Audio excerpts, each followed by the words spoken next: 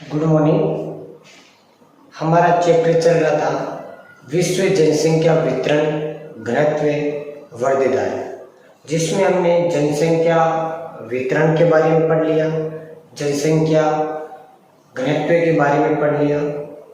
हमारा अंतिम टॉपिक है जनसंख्या वृद्धि, जिसमें सबसे पहले देखिए जनसंख्या वृद्धि होती क्या है।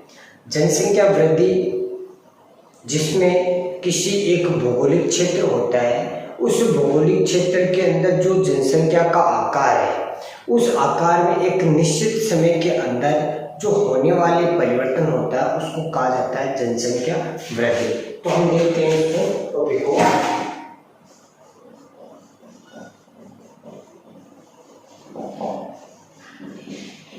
जनसंख्या वृद्धि, जनसंख्या वृद्धि का मतलब किसी भौगोलिक क्षेत्र की जनसंख्या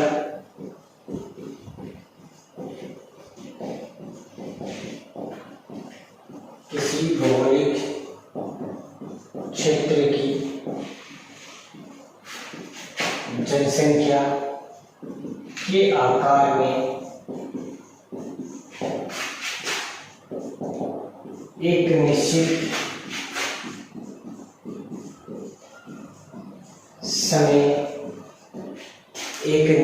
समय में होने वाली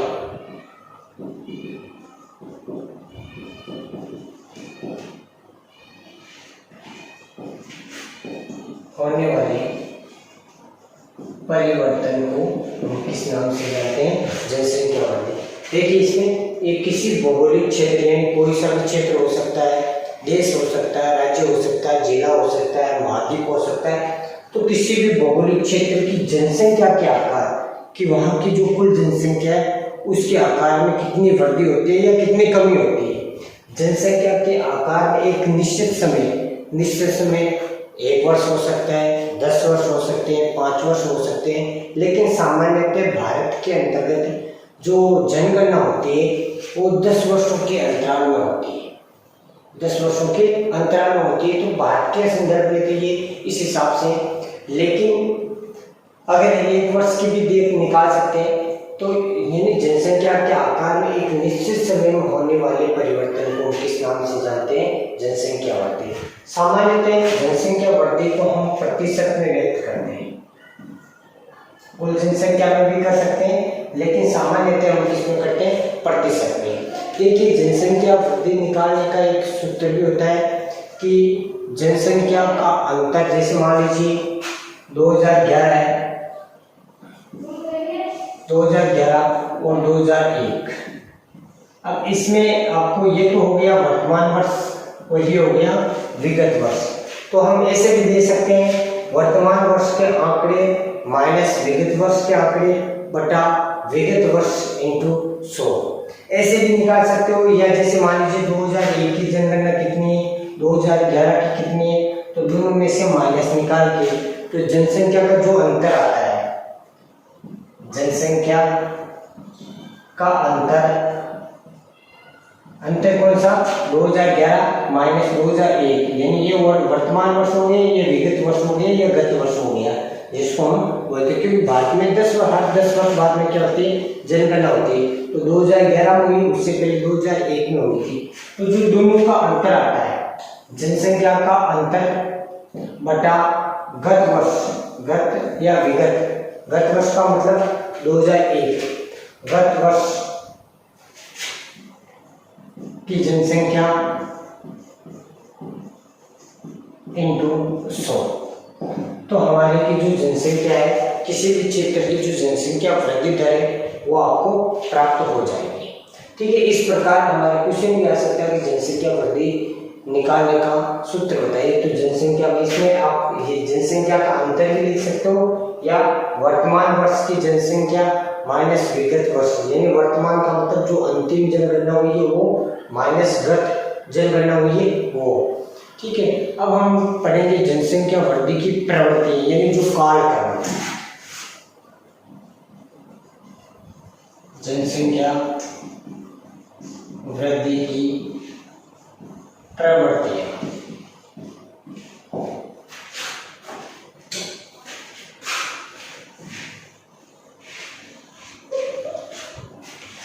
या हम इसको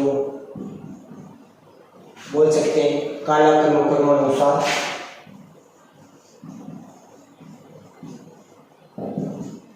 जनसंख्या वृद्धि। देखिए, समय के अनुसार जनसंख्या वृद्धि को 4 भागों में बांटा गया है: प्रागैतिहासिक काल, प्राचीन काल, मध्यकाल और आधुनिक काल। तो इसके 4 क्रम हैं।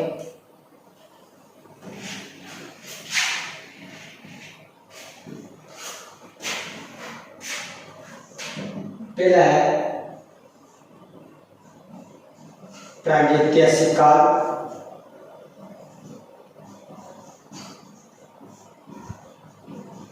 दूसरा प्राचीन काल, तीसरा मध्यकाल, चौथा आधुनिक काल। यानी जनसंख्या वृद्धि की जो प्रवृत्ति है, यानी जब मानव का विकास हुआ था उस समय से लेकर वर्तमान समय तक किस समय अवधि में कितनी कितनी जनसंख्या वृद्धि हुई है। ठीक है, तो इसको हमने 4 भागों में बांटा है। सबसे पहले देखिए प्रागैतिहासिक काल। प्रागैतिहासिक काल जिसके बारे में किसी प्रकार के हमारे सामने कोई साक्ष्य उपलब्ध नहीं है, कोई लिखित में साक्ष्य उपलब्ध नहीं है, ऐसे काल को प्रागैतिहासिक काल कहा जाता है। किसी प्रकार के आपको प्रमाण नहीं मिलेंगे। इस काल के अंदर मानव विकास था वो अत्यंत अल्प प्रकार का था। यानी मानव का विकास उतना नहीं हो रखा था। सीमित पृथ्वी पे सीमित ही साधन थे, सीमित ही इनकी लोगों की संख्या थी। उस समय का केवल मनुष्य जो मानव था वो केवल भोजन संग्रह और आखेट का काम करते थे। केवल क्या करते थे? एक तो भोजन संग्रह करने का काम करते थे और दूसरा आखेट का काम करते थे। भोजन संग्रह और आखेट। इसके अलावा इस समय विश्व का जो औसत जनघनत्व था वो 4 व्यक्ति था उस समय, क्योंकि लोग प्रागैतिहासिक काल के अंदर केवल घुमक्कड़ जीवन, यानी किस प्रकार के मनुष्य मानव था वो केवल घुमक्कड़ जीवन जीता था। इस समय संपूर्ण विश्व का औसत जो जनघनत्व था वो केवल 4 व्यक्ति प्रति वर्ग किलोमीटर था, केवल 4 व्यक्ति। दूसरा था प्राचीन काल। प्राचीन काल किसको माना गया? आज से 6000 वर्ष ईसा पूर्व, 6000 वर्ष पूर्व उस समय के काल को माना गया प्राचीन काल। इस समय के काल के अंदर धीरे धीरे मनुष्य का विकास होता गया, मानव का विकास होता गया, कुछ तकनीकी ज्ञान भी प्राप्त हुआ। मनुष्य भोजन संग्रह और आखेट से निकल के भोजन संग्रह की जगह क्या करने लगे थे? कृषि कार्य करने लगे और आखेट की जगह धीरे धीरे पशुओं को क्या पालतू भी यानी पशुपालन भी करने लगे थे। यानी ये सब कार्य केवल मनुष्य के बौद्धिक विकास की वजह से हुआ। इसकी वजह से क्या हुआ था? इस ईसा काल के अंदर जनसंख्या वृद्धि, विश्व की जो जनसंख्या थी वो संपूर्ण विश्व की जो जनसंख्या थी वो 20 से 30 करोड़ थी। धीरे धीरे जनसंख्या में वृद्धि होती गई थी। संपूर्ण विश्व की जो जनसंख्या वो 20 से 30 करोड़ होती गई थी। लेकिन कारण है कि इस काल के अंदर मनुष्य था वो विकसित अवस्था में नहीं था, अर्धविकसित अवस्था में था। उसको मतलब पूर्ण रूप से वो घुमक्कड़ जीवन जीता था। एक दूसरे से किसी प्रकार का उसका संबंध नहीं था। लोगों के जो संबंध थे वो बहुत ही सीमित थे। दूसरा, प्राचीन काल के अंदर धीरे धीरे उनकी उन्नति और विकास होता गया और लोगों की संख्या बढ़ती गई। इसके अलावा तीसरा मध्यकाल। मध्यकाल किसको माना गया? किस अवधि को? 700 से 1650 अवधि के काल को मध्यकाल माना गया। 700 ईस्वी से लेके 1650 ईस्वी तक के काल को मध्यकाल माना गया। अब आपको स्वाभाविक है कि इस काल के अंदर भी धीरे धीरे प्रारंभ के अंदर जो जनसंख्या थी वो बढ़ती गई थी और ये 1650 आते आते इसकी जनसंख्या थी वो लगभग 55 करोड़ हो गई। संपूर्ण विश्व की जो जनसंख्या है वो 1650, मान लीजिए पूरे विश्व की जनसंख्या वो कितने होगी? 55 करोड़ के आसपास होगी। लेकिन देखिए प्रारंभ के अंदर जनसंख्या में वृद्धि हुई थी शुरू के अंदर, लेकिन 1650 आते आते अकाल महामारियां, भयंकर अकाल पड़ने लगे, महामारियां पड़ने लगी। तो इस समय के अंदर जो जनसंख्या वृद्धि दर थी वो बहुत ही कम होती गई थी, ज़्यादा नहीं थी, बहुत ही कम होने लग गई थी, कारण है अकाल और महामारियों की वजह से। सर आपका लास्ट है आधुनिक काल। आधुनिक काल है 17वीं शताब्दी जो थी उससे लेके वर्तमान तक का समय था, वो आपका क्या है आधुनिक काल 17वीं शताब्दी से, ठीक है। 17वीं सदी से जो मध्य से लेके 17वीं शताब्दी के मध्य से वर्तमान तक, ये है आपका लास्ट कौन सा आधुनिक काल कहलाता है। इस समय के अंदर आपको पता है जनसंख्या वृद्धि अत्यंत अधिक थी। जैसे 1650 के अंदर 55 करोड़ थी तो 1750 के अंतर्गत 72 करोड़ हो गई। 1850 के अंदर हर 100 वर्ष में 72 से 133 करोड़ हो गई। फिर 251 तो देखो 1750 में 72 करोड़, 1850 में 133 करोड़, 1950 के अंदर 251 करोड़, लगभग कितना है 251 करोड़, और आपके 2001 के अंदर 614 करोड़, 2001 में 614 करोड़, उसके बाद में 2013 के अंतर्गत 714 करोड़, ठीक है। इतनी जनसंख्या हो गई थी अलग अलग। 1750 में 72 करोड़ पूरे विश्व की जनसंख्या कितनी थी 72 करोड़ थी। फिर हर 100 वर्ष बाद में 133 करोड़, फिर 1950 में 251 करोड़, 2001 में 614 करोड़। ये धीरे धीरे बढ़ती दर में जो जनसंख्या बढ़ती है उसमें धीरे धीरे प्रतिशत है वो बढ़ता गया था। फिर 2013 में 714 करोड़। अब देखिए अनुमानित है कि सन 2025 के अंदर और 2050 के अंतर्गत संपूर्ण विश्व की जो जनसंख्या है वो कितनी रही होगी या कितनी होगी 2000 अनुमान है कि आपके आंकड़ों के अनुसार इस वृद्धि दर को देखते हुए संपूर्ण विश्व की माना जा रहा है कि 2025 के अंतर्गत जनसंख्या है वो आपके लगभग 781 करोड़ के आसपास हो जाएगी। 781 करोड़ 781 ठीक है 781 करोड़ हो जाएगी। और सन 2050 आते आते संपूर्ण विश्व की जो जनसंख्या है वो 903 करोड़ हो जाएगी, 903 करोड़ लगभग हो जाएगी। तो ये अलग अलग समय अवधि के अंदर अलग अलग जनसंख्या वृद्धि रही है, ठीक है। अब है आपका अगला टॉपिक विश्व जनसंख्या वृद्धि की विशेषताएं।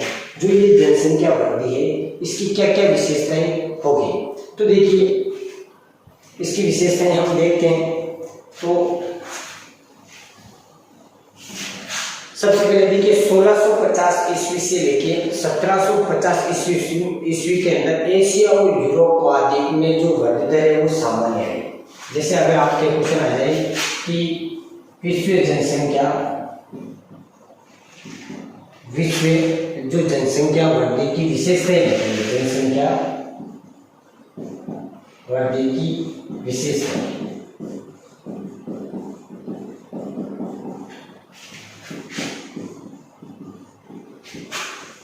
तो देखिए सबसे पहले कि 1650 से लेकर 1750 ईस्वी के बीच में एशिया महाद्वीप और यूरोप महाद्वीप में जो वृद्धि दर थी 1650 से लेकर 1750, इन जो 100 वर्षों के काल के अंदर एशिया और यूरोप इसमें जो वृद्धि दर थी वो सामान्य है। किस प्रकार रही? सामान्य रही। कहने का मतलब न ज्यादा ही न कम रही, इस प्रकार की वृद्धि दर रही। दूसरा कि इसी अवधि के अंदर अफ्रीका महाद्वीप में जनसंख्या है वो घट गई थी और उत्तरी और दक्षिण अमेरिका में जनसंख्या बहुत कम थी।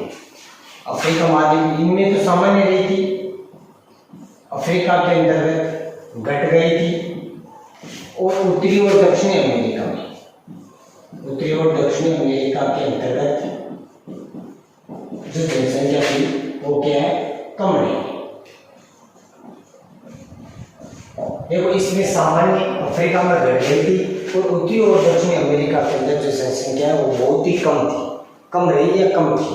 ठीक है, इसके अलावा आपके 1750 से लेके 1900 ईस्वी के अंदर सभी महाद्वीपों में जो वर्गीकरण हुई, मान लीजिए 1750 से लेके 1900 तक लगभग सभी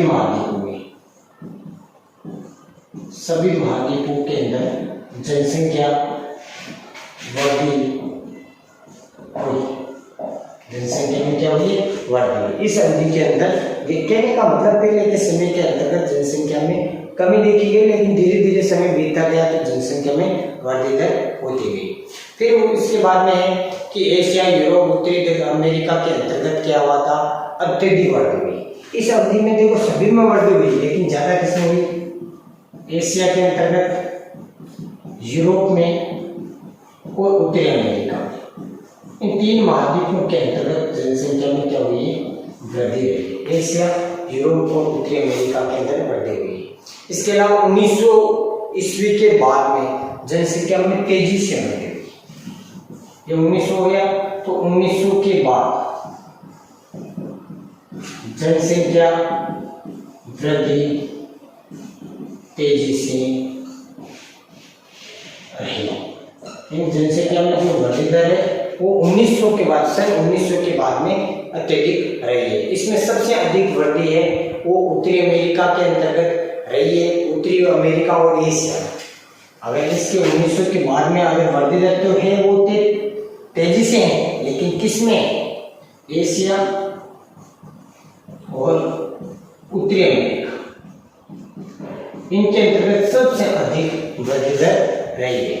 इसके अलावा अगर सबसे कम बात करें, सबसे अधिक एशिया और उत्तरी अमेरिका, तो सबसे कम वो अफ्रीका के अंदर, जो सबसे पिछड़ा होगा उस समय अफ्रीका, उसमें वृद्धि दर है वो बहुत ही कम रहती है। तो ये आपके थे विश्व जनसंख्या वृद्धि की विशेषताएं, जिसके अंतर्गत आप ये विशेषताएं कि 1950 से लेके इसके अंदर देखो 1650 से लेकर 1750 के समय में एशिया और यूरोप में सामान्य वृद्धि दर, लेकिन अफ्रीका में घट गई थी, उत्तरी और दक्षिण अमेरिका में कम रही है।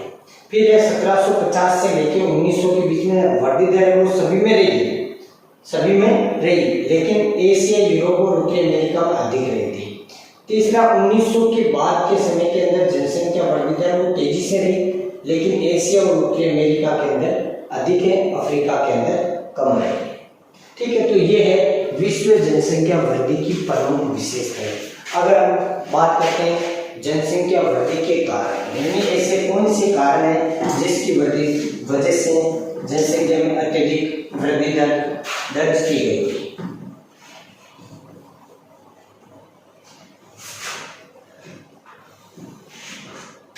तो देखिए,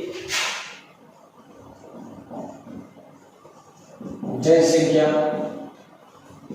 वृद्धि के कारण सबसे ऐसे कौन से कारण जिसकी वजह से जनसंख्या में वृद्धि हुई?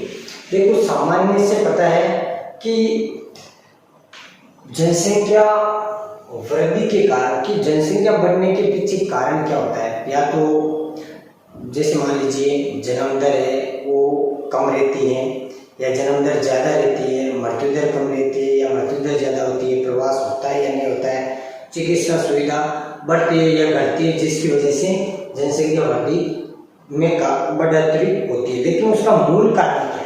देखो, मूल कारण है सबसे पहले मृत्यु दर में कमी। जनसंख्या वृद्धि के कारण में पहला कारण है मृत्यु दर में गिरावट।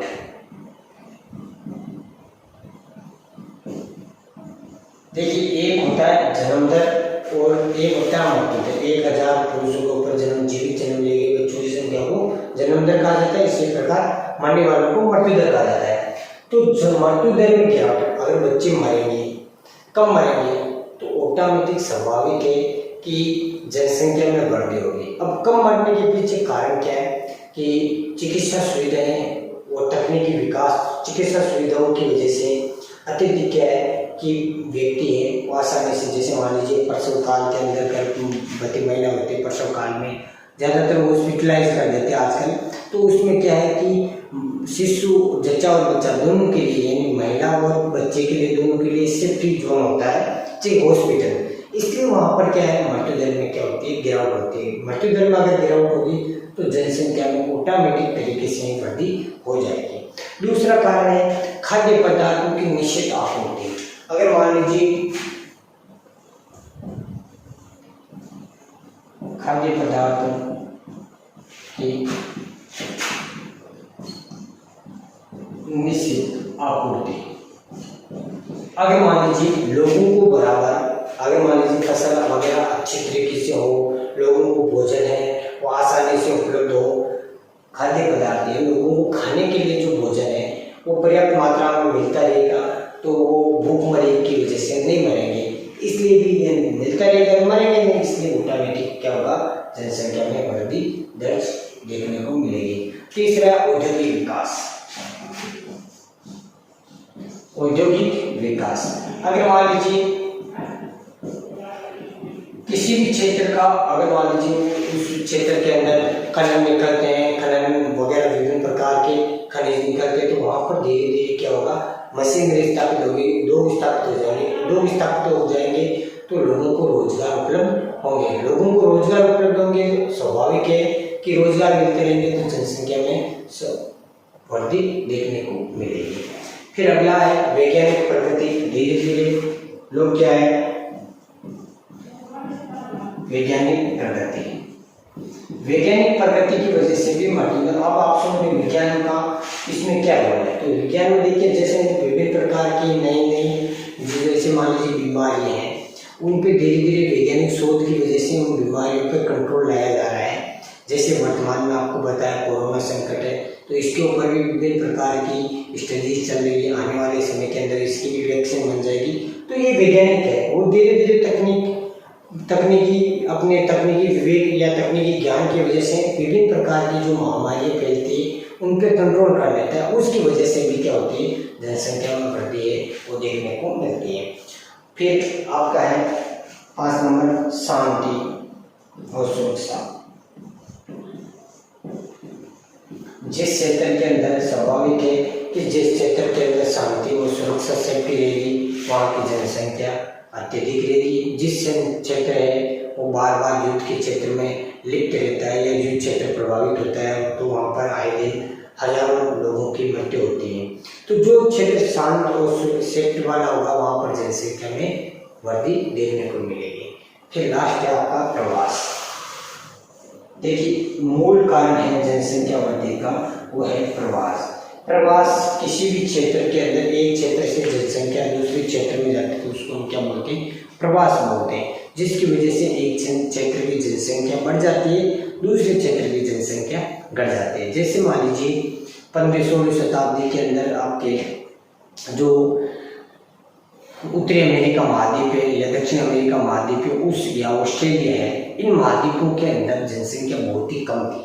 लेकिन यूरोपीय जनसंख्या के प्रवास की वजह से उत्तरी अमेरिका और ऑस्ट्रेलिया महाद्वीप के अंदर अत्यधिक जनसंख्या में वृद्धि हुई। तो उस क्षेत्र में वृद्धि, उन महाद्वीपों में वृद्धि का प्रमुख कारण क्या था, प्रवास। क्योंकि यूरोप महाद्वीप से ज़्यादातर जनसंख्या वो प्रवासित हो गई थी। तो ये आपका था जनसंख्या वृद्धि के कारण। पहला है मृत्यु दर में गिरावट, दूसरा है खाद्य पदार्थों की निश्चित आपूर्ति होने से भी जनसंख्या वृद्धि होती है, तीसरा किसी क्षेत्र का औद्योगिक विकास होता है तो वहाँ पर भी जनसंख्या, औद्योगिक विकास की वजह से उसको क्या मिलता है, रोजगार मिलता है।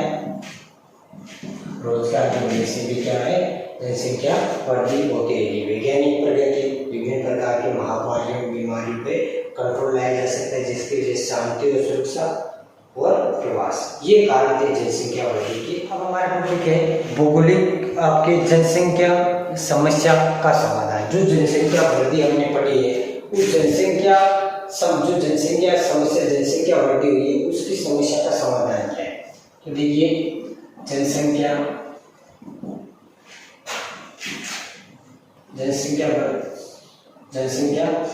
समस्या का समाधान कि जो वृद्धि आपको देखने को मिलेगी उसकी समाधान क्या है।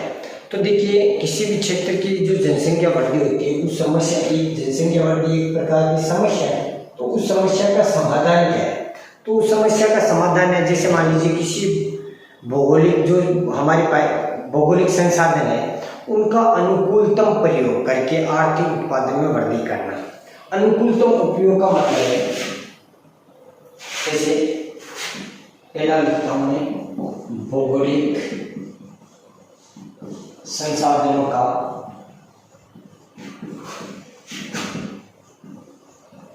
अनुकूलतम प्रयोग। अनुकूलतम प्रयोग का मतलब है कि जिस क्षेत्र के अंदर जनसंख्या, जिस क्षेत्र के अंदर जो लोग पाए जाते हैं, उस लोगों की आवश्यकता के अनुसार ही उन संसाधनों का खनन करना, उससे अधिक खनन नहीं करना। जितनी आवश्यकता हो, मांग हो, उसी मांग के अकॉर्डिंग ही क्या करना, उन संसाधनों का प्रयोग करना ही क्या कहलाता है? अनुकूलतम कहलाता है। तो यानी किसी भी भौगोलिक क्षेत्र है, उस भौगोलिक संसाधन क्षेत्र के अंदर पाए जाने वाले जो संसाधन है उनका अनुकूलतम प्रयोग करके हम आर्थिक उत्पादन में वृद्धि कर सकते हैं। ठीक है। दूसरा है औद्योगिक, परिवहन, जो संचार के साधन है या आपके खनन है, उद्योग है और निर्माण की जितनी भी विभिन्न प्रकार की मशीनरी है उनकी उन्नति। ठीक है। उद्योगों की उन्नति, यंत्रीकरण है, कोयला है, पेट्रोल है, बिजली है, इनका अधिक उत्पादन पर क्या करना? नियंत्रण करना। इन सभी पे अत्यधिक उत्पादन, जितना अधिक हम उत्पादन करेंगे उतने संसाधन क्या होते जाएंगे? सीमित हो जाएंगे। तो इनके ऊपर हमारे को क्या करना? नियंत्रण करना। अगला, जैसे मान लीजिए जनसंख्या शिक्षा के प्रसार में क्या, जो जनसंख्या वृद्धि हो रही है उसकी जनसंख्या के दुष्प्रभाव बताइए। जनसंख्या शिक्षा के प्रसार में से लोगों को जागरूक करना चाहिए। दूसरा, जनसंख्या शिक्षा के प्रसार से लोगों को जागरूक करना या लोगों को जागरूकता लाना, लोगों में जागरूकता लाना चाहिए।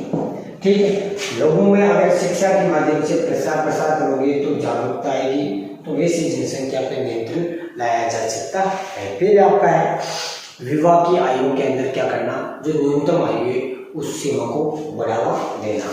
जो विवाह की न्यूनतम आयु है, विवाह की न्यूनतम आयु को बढ़ाना, जिससे क्या होगा कि बच्चे वगैरह आपके उत्पन्न होने में काफ़ी समय लगेगा, जिससे वृद्धि दर में कंट्रोल लाया जा सकता है। फिर है परिवार नियोजन, यानी विभिन्न प्रकार के आपको घरेलू उपचार है, परिवार नियोजन से भी आप अपनाकर भी आप बच्चे के जन्म में क्या अंतर है, काफ़ी अंतर रख सकते हैं। तो परिवार नियोजन कार्यक्रम चला के या परिवार नियोजन को प्रभावी तरीके से लागू करना, जिससे भी क्या होगा, जनसंख्या में कमी लाई जा सकती है। और फिर कृषि में नवीनतम तकनीकी को बढ़ावा देना, जिससे क्या हो, आसानी से लोगों को जो जनसंख्या वृद्धि है, आसानी से लोगों को रोजगार मिलेगा, खाद्यान्न फसलें मिलेगी, अनाज मिलेगा, जिससे भी आपकी जनसंख्या को प्रभावी तरीके से हम इस समस्या को समाधान कर सकते हैं। तो ये हमारा टॉपिक था जनसंख्या वृद्धि। ठीक है। इसके अलावा हमारा लास्ट जो टॉपिक बचा है जनानांग के संक्रमण सिद्धांत, उसका हम अध्ययन अगले वीडियो के अंदर करेंगे। तब तक पढ़ते रहिए, बढ़ते रहेगा। जय हिंद।